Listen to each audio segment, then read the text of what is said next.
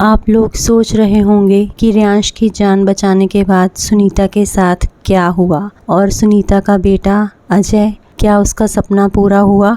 इन सभी की पहले की कहानी का पता लगाने के लिए आई बटन पर क्लिक करें। चलिए आगे बढ़ते हैं। रियांश ठीक होकर घर लौट आया। उसके पापा ने सुनीता का धन्यवाद करते हुए कहा, सुनीता, तुमने हमारे बेटे के लिए जो किया है उसे हम जिंदगी भर नहीं भूलेंगे। सुनीता खुश होते हुए बोली, बड़े साहब, ये तो मेरे लिए खुशी की बात है कि मैं आप लोगों के लिए कुछ कर पाई। मुझे पता चला है कि तुम्हारे बेटे अजय को पढ़ने का बहुत शौक है। आज से उसकी पढ़ाई की जिम्मेदारी हमारी। सुनीता को पहले तो यकीन ही न हुआ। जल्द ही संभलते हुए उसने रचना और उसके पति का मन से आभार व्यक्त किया। आज अजय बहुत खुश था। उसके स्कूल में पढ़ने की इच्छा जो पूरी हो गई थी। कुछ ही समय में अजय अपनी मेहनत से एक इंटेलिजेंट स्टूडेंट बन गया। अगले ही साल रचना का पूरा परिवार मुंबई शिफ्ट हो गया। सुनीता बहुत उदास हुई और अजय के भविष्य को लेकर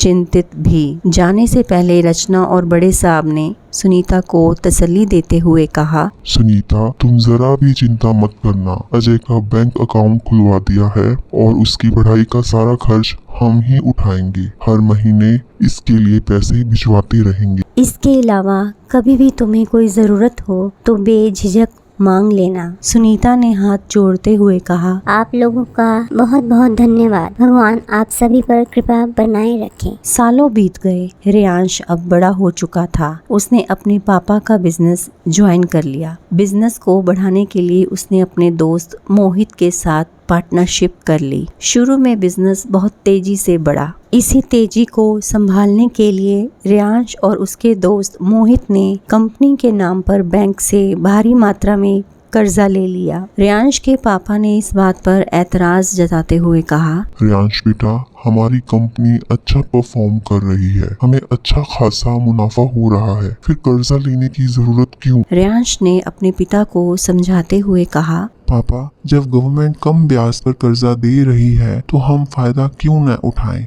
आप मुझ पर भरोसा रखें, सब ठीक रहेगा। बड़े साहब ने अपने बेटे की खुशी के लिए उसकी हाँ में हाँ मिला दी। सब कुछ अच्छे से चल रहा था। अचानक एक दिन, पता नहीं क्यों मोहित ने फोन स्विच ऑफ कर रखा है। मैं कब से ट्राई कर रहा हूँ। तभी रियांश का मैनेजर घबराया हुआ उसके पास आकर बोला, सर, बहुत बड़ी गड़बड़ हो गई है। मोहित सर ने एक बहुत बड़ी रकम कंपनी के अकाउंट से ट्रांसफर कर दी है। रियांश को मोहित के फरेब पर यकीन नहीं हो रहा था, लेकिन अब तक बहुत देर हो चुकी थी। मोहित कंपनी के पैसे लेकर फरार हो चुका था। क्योंकि लोन कंपनी के नाम पर था तो सारी जवाबदेही रियांश पर आ गई। बैंक वालों ने कर्ज वसूली के लिए रियांश के खिलाफ कार्रवाई शुरू कर दी। केस सीबीआई के पास चला गया। इन्वेस्टिगेशन टीम का हेड ऑफिसर ए सुनीत एक ईमानदार और सख्त ऑफिसर था। रियांश को देखकर उसे हैरानी हुई, लेकिन उसने खुद पर कंट्रोल रखते हुए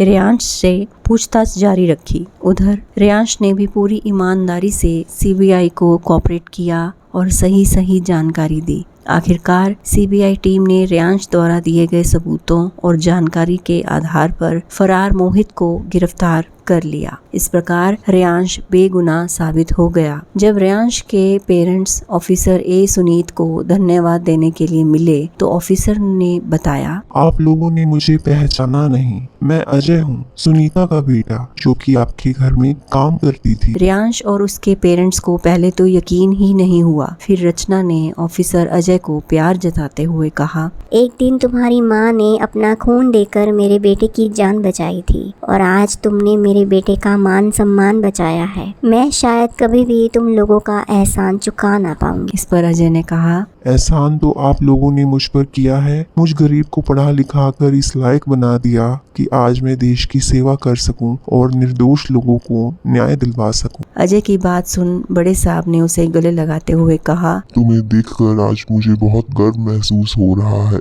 आज से मेरा एक नहीं बल्कि 2 बेटे हैं। रचना का परिवार आज बहुत खुश था। आखिरकार उन सभी को अपने किए एहसान का फल मिल चुका था।